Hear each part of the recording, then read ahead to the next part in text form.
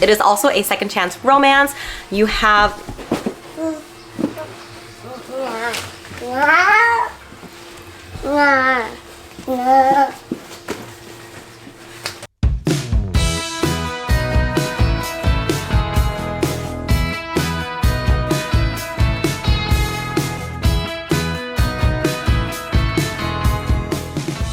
Hi everyone, it's Eliza and this is Eliza's Bookshelf. Today I want to go over my February bingo called I Love Love Bingo, and also go over the books that I picked for my prompts. But basically I have been doing bingo boards for the past couple months, including the Dexa Halls and the New Year New Reads bingo, and I wanted to continue it over in February because it's Valentine's month and I love romances, so I created this bingo board, and I'm definitely going to focus on romance books, but I purposely made the prompts very open-ended so you can really read any genre you want. The board is really pink and Valentine's themed, so don't be put off by it. Okay, so I want to go over my prompts. I'll put the bingo board right here too, and then afterwards I will go over the books that I picked. So number one is, it is Black History Month in February, so I did want to choose Black author for my first prompt. Second prompt is a screen adaptation, whether it is a film or a TV show. Third prompt is your favorite trope, and if you're not going to read romance, then you can do other tropes.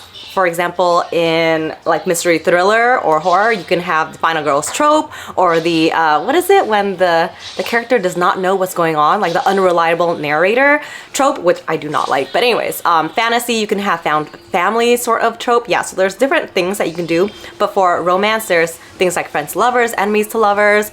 I'll tell you guys what I pick when I introduce my books. Next one is a new release, so any release that has been out in 2023. And then you have your free space. Next prompt is an intimidating book, whether it is because it's very long or the topic is very intimidating to you. And next prompt is a mixed genre. So in romance world, you can mix it with fantasy, sci-fi, horror. I do know some people had a list of romance horror books or recommendations, so there's that. Next prompt is a backlist book, so any book that you have bought in the past year or before.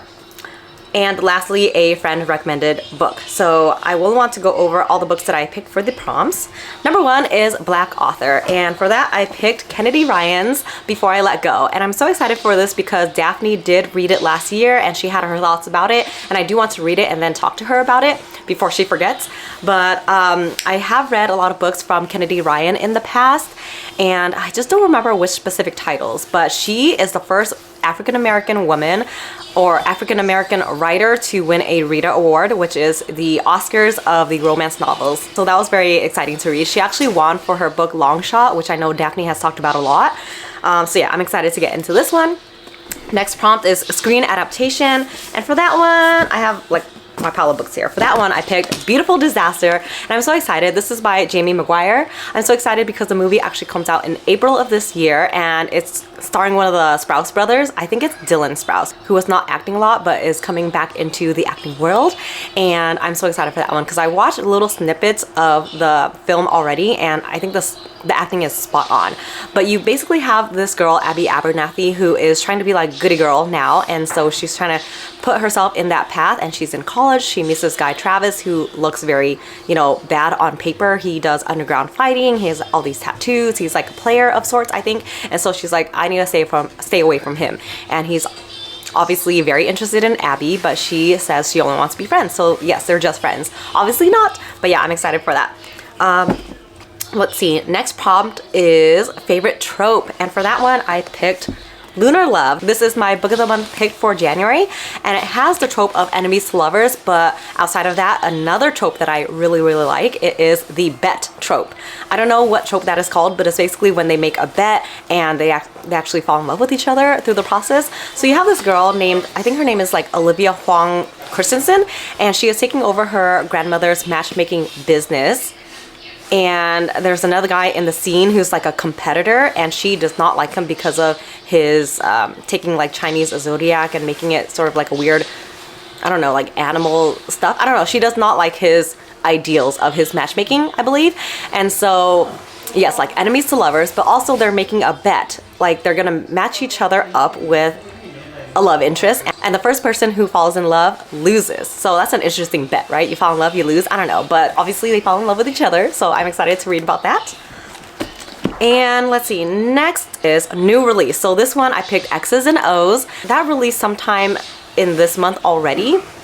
And I'm excited because it is number 2 in the Influencers series by Amy Leah. The first one is Sit on You. This one is about a girl who is trying to figure out why she's been dumped so many times, and I think she revisits all of her past exes. I think they dumped her because she's like stage 5 clinger, and so she has a roommate who is a firefighter, and you're introduced to him already in the first book, but I remember thinking he's like a really nice friend. Anyway, so it's like close proximity type of book, and that's all I really know. He ends up falling in love with her. That actually is the buddy read to the X's and O's readathon that I found out through Lena from Lena's Bookshelf, and she and a bunch of other cool booktubers have started this readathon in February, and so I'm gonna read that with them as well. Okay, next prompt is, well, after the free space, the next prompt is an intimidating book, and for that one I picked Kristen Higgins' Pack Up the Moon, and this is intimidating to me because it sounds very sad and heartbreaking.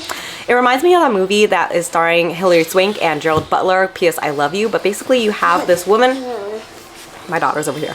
Anyways, basically you have this married couple, and you find out that the woman, Lauren, is going to pass away from a terminal illness.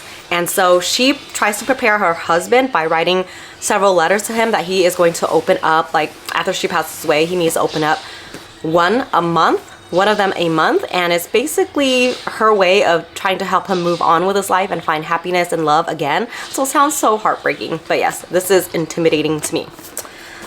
Let's see, next one is mixed genre, and for that one I am going to read this one, A Kingdom of Flesh and Fire by Jennifer L. Armentrout. This is number 2 in the From Blood and Ash series.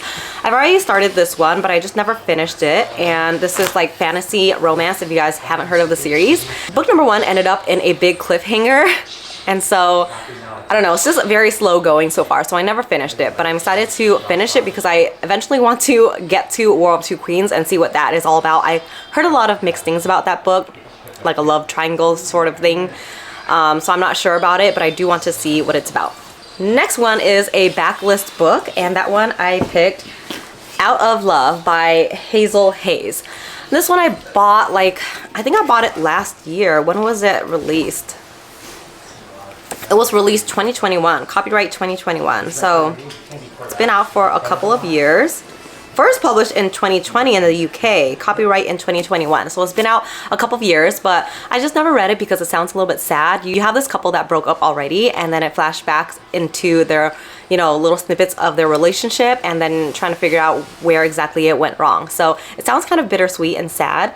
Matt Haig did say, sparkles with wit and poignant emotional reality. I love it. Matt Haig is the author of The Midnight Library, which I know a lot of people loved. And then the last prompt is friend recommended. And this one, I forgot who exactly recommended it.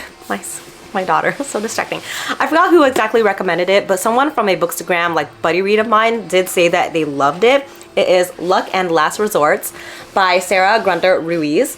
Allie Hazelwood did say, if you want to fall in love with a book, look no further than this one. It's a second chance romance. You have this commitment phobe named Lena and her ex-coworker and old flame, who is an Irish chef, and his name is Ollie Dunn. Basically, he's giving her an ultimatum that, you know, if by the end of this charter season she still denies that she's in love with him, he's just gonna go away to Ireland for good. And so I've heard this really cute. I think it's a little bit spicy too, but who knows. I'm excited to finally read it. The cover is just so cute. You never know with these cartoony covers, right? You never know if it's going to be like super, you know, rated PG or rated R, but I'm excited. I'll let you guys know what it is. So yes, all of these are on my TBR for the month of February, and this one and X's and O's. I am so excited. Let me know if you want to join this little, you know, readathon bingo board, but I'll link all the other channels I mentioned down below too. I'm just so excited for February and the reading month because it's like Valentine's month, and I love love. Okay, I'll see you guys later. Bye.